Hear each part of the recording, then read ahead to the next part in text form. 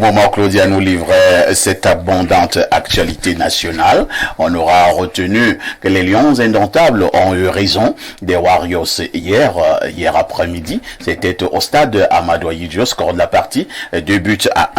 C'était la dernière journée des éliminatoires de la CAN 2025 qui se déroulera donc au Maroc. Les Lions indomptables étaient déjà qualifiés. Le Zimbabwe est également qualifié. Les Lions indomptables sont donc leaders de leur groupe, le groupe J, avec 14 points. Le soir, parution de ce jour, Bernard Ouna nous fait comprendre que Marc Brice est l'homme qui redonne au football son prestige. Vous partagez ces écrits des confrères du journal Le Soir?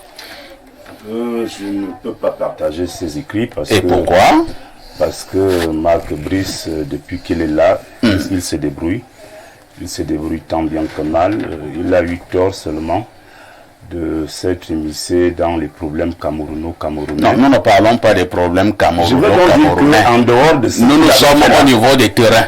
Au niveau du terrain. C'est comme ça, vous les Églisiens. Nous sommes au niveau du terrain. Les faits sont têtus. Oui, les faits sont têtus, on le sait dans Marc Brice, depuis qu'il est arrivé, je vais t'aider au niveau des stats. Depuis qu'il est arrivé, 8 matchs.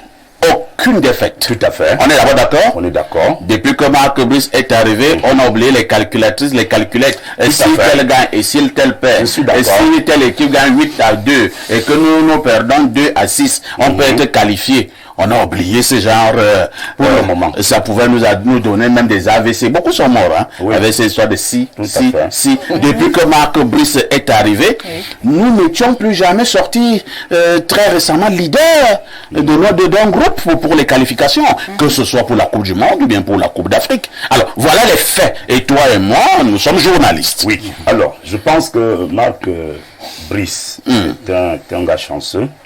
Depuis qu'il est là. Laissez Bernard Ouna. Si vous me posez des questions, vous ne voulez pas que je réponde. Sauf qu'on te voit souvent quand tu parles de RDPC. Tu vois donc maintenant, la compromission, c'est pas seulement politique. Non. Maintenant, Marc Brice est un gars chanceux. Je continue sur la chance. Marc Brice est un gars chanceux. Depuis qu'il est là, il a la chance donc de réussir sans trop forcer. Marc Brice a eu également cette chance qu'il a pris le risque, ça au moins on peut le lui concéder, d'allier des joueurs que d'autres avaient mis au garage. Et ces joueurs ont eu envie de défier le staff antérieur qui leur a manqué de respect. Je pense à Bassabok, je pense à Ngandou. C'est des joueurs qui caractérisent un certain enthousiasme qui fait aujourd'hui que les Lions puissent gagner. Moi, je pense que Marc Brice, je suis sérieux, il a beaucoup de chance parce qu'il s'en sort malgré le contexte. Vous avez vu le contexte dans lequel il est arrivé. Lui-même aussi, il a sa part de responsabilité. Là, c'est pour ça que je faisais la parenthèse. Mais il s'en sort bien parce qu'il a un autre discours. Et quand vous le voyez, il est très proche des joueurs. Il est très complice des joueurs. Et ça, c'est bien. Il a juste un problème, c'est qu'il ne communique pas bien. Peut-être comme il est flamand, il parle mieux anglais que français. Il communique très mal. Et tous les journalistes qui l'ont côtoyé, chaque fois qu'il y a un point de presse, ça finit très mal avec ce monsieur. Donc ça, je dois l'avouer qu'il a beaucoup de chance. Et c'est tant mieux pour le football camerounais. Nous, quand on gagne, hier, j'ai vu un très beau match, une très belle première mi-temps. Une très belle première mi-temps. Ça, moi, je dis pas les choses pour faire plaisir aux gens. La première mi-temps était belle. Une bonne équipe qui a su jouer. On a vu des passes comme au Barça hier, à l'époque, avec de beaux appels, une bonne organisation tactique et de deux bons buts. Maintenant, à la deuxième mi-temps, il a ce problème également. C'est un problème de remplacement. Chaque fois que Marc Brice veut remplacer, ça se gâte. Donc il doit comprendre qu'il faut qu'il voit bien avec ses adjoints qu'il ne consulte pas régulièrement comment remplacer, comment faire des remplacements, comment procéder des remplacements. Merci, merci Bernard Ouna. On va passer la parole à Pierre Blériot, Ignemek. Pierre Blériot, nous l'avons dit, les Lions ont livré leur dernière rencontre hier pour ce qui concerne donc les éliminatoires. Les Lions indomptables sont leaders de leur groupe J, avec 14 points. Les Lions indomptables ont passé toute cette phase des éliminatoires avec aucune défaite. Je pense que ça faisait longtemps qu'on n'avait plus eu ce genre de stats. Et maintenant, les Lions indomptables ont retrouvé le chemin de but. Marc Brice nous a également fait connaître un brillant Camerounais qui s'appelle Baleba. Il a à peine 18-19 ans et qui certainement joue beaucoup au niveau de cette équipe. Pierre Blériot-Niemek, est-ce que nous pouvons dire que pour l'heure, Marc Brice a fait son job? Parfait. Ici, j'ai eu le privilège d'assister physiquement au match des Lions hier. Ah bon? Au stade Omnisport, Wow. dans la loge présidentielle. C'est quand même Blériot. À côté d'Ngana Nuit. Ah bon? Oui. Et de Sorel. Elle est là. Oui, elle était Et là. Nganamu ne t'a pas passé un mot? Non, elle était encore accompagnée d'une fille. Quand même, tu côtoies des gens compliqués. Elle était accompagnée d'une jolie fille métisse. Attends un peu, Nganamu n'a pas laissé ces choses apparemment. Je ne sais pas ce qu'elle faisait ensemble. Je dis seulement qu'elle était accompagnée d'une jolie fille métisse. Ok. Et Peut-être c'est une de ses cousines. elle était à ma droite et à ma gauche, j'avais le professeur Cyril Tolo, Ah, le professeur Cyril Tolo. Jérémy Sorel Nditap, qui est venu me dire à quel point il adore Espace Miné. Je lui ai dit que nous l'adorons aussi. Sorel Nditap Jérémy. Ah bon. Nous l'adorons. Vous savez qu'on est en train de le chasser. Son association vient d'être radiée. Voilà.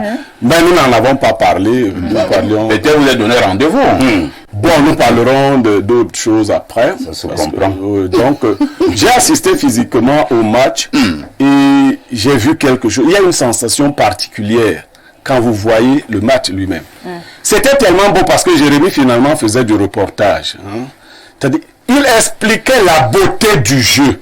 Ces enfants, en première mi-temps, il faut le dire, avaient un jeu extrêmement beau. Très beau.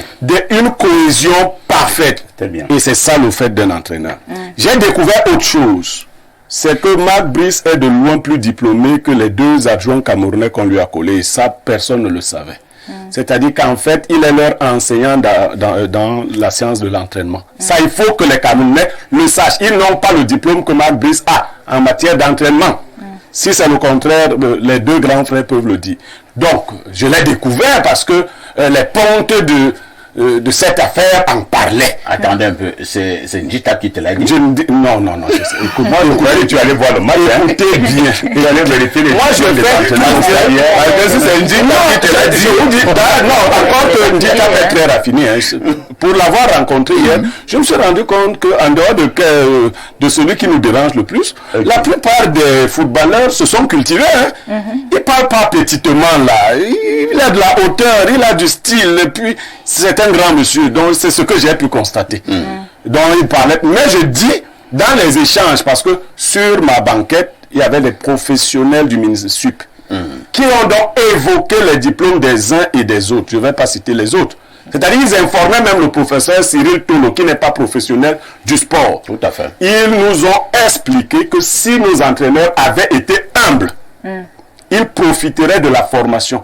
Et que nous ne profitons pas suffisamment de Marc Brice, parce que dans le cahier de charge de Marc Brice, il devait prendre toutes les catégories. Mais tellement on l'a frustré qu'il a dit, ok, je me limite aux Lions indomptables. Il est clair que Marc Brice est un entraîneur de très haut volt.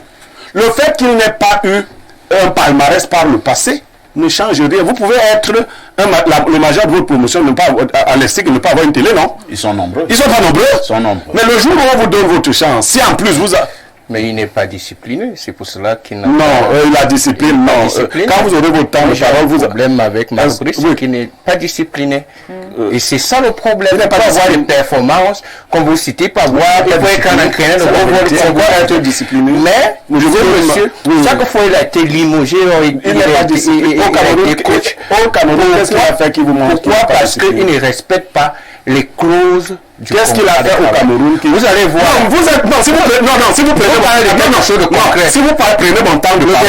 Non, c'est mon temps de parole. Alors, nous allons faire simple. Voilà. Paul Fils et Loundou, voilà. Vous allez permettre à ce que Blériot finisse et vous aurez votre temps. Oui, mais parce que c'est pas c'est pas pour son agenda, c'est pour me dire en quoi Marc Brice n'est pas discipliné. Marc Brice est policier, il n'est pas là pour que des petits gamins lui donnent des ordres n'importe comment. Donc, c'est un entraîneur de très haut volt. Et nous aurions gagné à mettre nos petits entraîneurs à l'école pour que nous fassions d'une pierre deux coups, c'est-à-dire qu'ils soient formés gratuitement. Donc, en fin de compte, on a vu aussi l'engagement. Je vous assure, Wo a fait un tacle qui a enlevé le goudron, la pelouse. C'est vous dire que ces gars-là, on l'a, alors que c'était le dernier match et qu'ils étaient depuis longtemps qualifiés. Bon, il y a eu un relâchement. Ce n'est pas ce n'est pas que le fait des remplacements. Il y a eu un relâchement, nous l'avons constaté. Les gars faisaient déjà de la suffisance. Et nous prédisions, nous qui étions sur nous prédisions déjà. Oui, et il y avait même des risques. Hein, si le 24 de Dieu n'avait pas fait ce qu'il sait faire, c'est-à-dire défendre la cage. Bon, j'aimerais quand même accuser Onana aujourd'hui. Je crois qu'Onana attendait Marc Brice pour donner tout ce qu'il a dans les tripes. Est-ce qu'on avait même permis Onana de jouer? Non, je crois qu'Onana attendait. Onana voulait jouer, on le chassait de la tanière. Parce que quand vous voyez Onana, je dis pas qu'il faut être là. C'est vraiment dangereux. Onana, parfait ici. Onana est le vrai organisateur de la stratégie de Marc Brice. C'est le metteur en scène principal. C'est-à-dire que quand cet enfant prend le ballon, il parle aux joueurs avec des petits gestes. Il faut être là pour voir. La télé ne filme pas tout. Oui. Il faut être là. Il positionne. Non, mais c'est un génie. Je ne sais pas pourquoi nous n'organisons pas des journées André Onana. Parce que je dis ça et toi. Quand tu dis ça, et toi on va te regarder comme ça. Mais moi, mec, je me soucie de la manière. On va passer dans la parole à Paul Fils et Lundu. On a vu qu'il avait la rage d'en parler. Alors c'est normal, hein, au Cameroun, quand on parle de football, il y a un peu de passion. Mais ce matin, moi, je ne veux pas la passion. J'ai voulu que nous restions au niveau du terrain. Mais bon, Paul Fils et Lundu voulaient parler aussi d'autres choses. Il ne sera pas censuré. Je ne vous pose même pas une question. Parlez seulement. Vous voulez, il parlait déjà. Alors, Paul Fils et Lundu, on vous écoute. Oui, mais il n'y aura pas de passion, rassurez-vous. D'accord. C'est juste les faits, comme vous avez commencé avec les faits.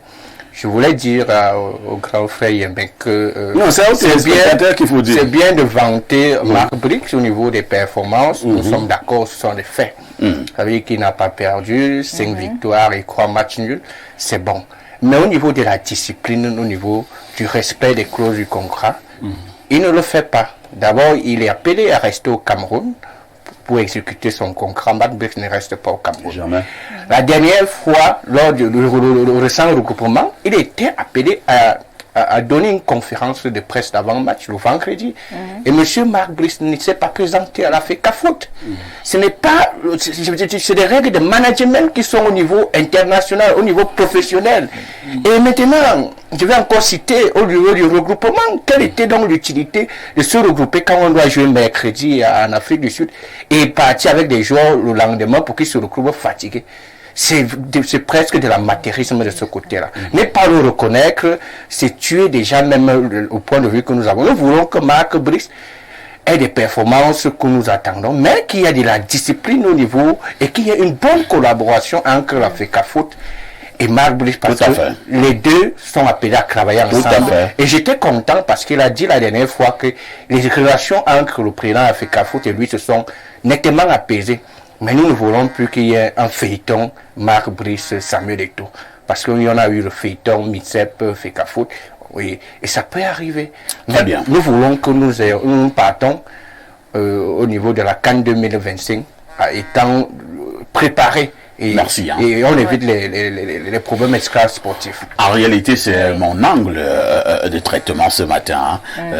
Constater que les Lions Indomptables ont été qualifiés avec la manière et me rassurer que le climat jouit au niveau de Marc Brice et le président de la FECAFOOT, M. Samuel Eto'o-Fils, que ce climat est de plus en plus serein pour le plus grand bien de notre équipe nationale. Bien évidemment, avec toutes les compétitions qui sont en vue. Tout à fait. c'est très très important que notre entraîneur Marc Brice et la FECAFOOT, la Fédération camerounaise de football, puissent s'entendre, hein, et c'est également bien pour le mental de notre équipe nationale, pour les Lions indomptables. Il n'en va pas seulement de l'équipe nationale, mais du Cameroun tout entier, et de l'image également du Cameroun. Donc je pense que ce serait bien que les deux collaborent. Je vais également embrayer un peu sur ce que Monsieur Niemek a dit tout à l'heure, parce que j'étais également au stade hier. J'ai assisté, voilà, donc à la tribune de presse, hein, au magnifique match que nous a livré les Lions indomptables. Et je peux le dire, en première mi-temps, c'était vraiment super. Moi-même, j'étais très contente parce que les Lions indomptables ont déployé une technique de jeu sans pareil. J'étais très fière de voir également un Aboubacar Vincent qui s'est réveillé. On pensait que Aboubacar Vincent était déjà blessé, mort. Donc vous ne savez pas pourquoi Aboubacar ne se réveille pas? Ouais, voilà, donc on a vu Aboubacar Vincent se déployer lors de ce match-là. On a vu de très très belles grâces. On a vu des buts manqués, malheureusement, mais je peux dire que avec ce résultat-là, on peut vraiment aller jusqu'à la Coupe du Monde, jusqu'à la CAN. Je vous interromps un tout petit peu. Je vous dis vraiment, moi je vais rester sur le terrain. D'accord. Moi j'étais pas au stade, moi j'ai regardé le match à la télé. Bon match globalement, mais moi je reste encore réservé sur certaines choses. Au niveau de l'attaque, les Lions indomptables ont encore beaucoup de déchets. Lorsque vous êtes déjà une très grande équipe de football, avec les professionnels que nous avons, il n'est pas normal que nous puissions rater certaines occasions. Tu as vu, vous avez parlé tout à l'heure d'Aboubacar Vincent. Aboubacar Vincent doit rater, je pense, trois occasions net début. J'insiste sur net. Parce que le moment venu, lorsque nous allons rencontrer des équipes un peu plus performantes, ces genres d'occasions seront d'abord rares. Et donc, si tu as une occasion comme celle-là, vraiment, il faut capitaliser. Donc j'ai vu cela. Donc ces déchets au niveau de l'attaque, on a eu gagné hier 2-1. Logiquement on pouvait mettre 4 buts, hein, au moins. Est-ce que Marc Brice ne doit pas continuer à travailler la finalisation? Je pense qu'il doit continuer à peaufiner ce côté-là. Je pense que déjà, ce sont des points très très essentiels à travailler pour la prochaine compétition. On sait déjà qu'en mars, il y a la préparation de la Coupe du Monde. Et aussi, on a la CAN Maroc 2025 qui se prépare, qui se peaufine déjà. Je pense qu'il doit voir tous ces failles-là, essayer de les travailler pour performer prochainement avec les joueurs. Autre chose également, Julie, j'ai aussi constaté que depuis longtemps déjà, nous sommes bien trop faibles au niveau des coups de pied arrêtés. D'accord. Les coups francs, les corners. Des tirs mal cadrés. C'est compliqué. Vraiment, à une époque, je vais donc encore revenir sur le voisin de Bléruyère au stade. Nous, on a connu un Soren Jitap époustouflant au niveau des coups francs. On a connu des gens comme Wemé, on a connu des gens comme Etam et Maillère, et ainsi de suite. Il faudrait que Marc Brice travaille aussi ce côté-là. Parce que moi, je félicite Marc Brice ce matin, mais je vais donc parler comme le RDPC. Beaucoup a été fait. Il ne faut pas que Marc Brice parle aussi là que on va donner toutes les filles du Cameroun, genre. Non. Marc Brice, tu as encore beaucoup de travail. L'important, ce sont les 14 points. On les a, puis le reste, on verra. Merci, Julie. À tout de suite pour la suite.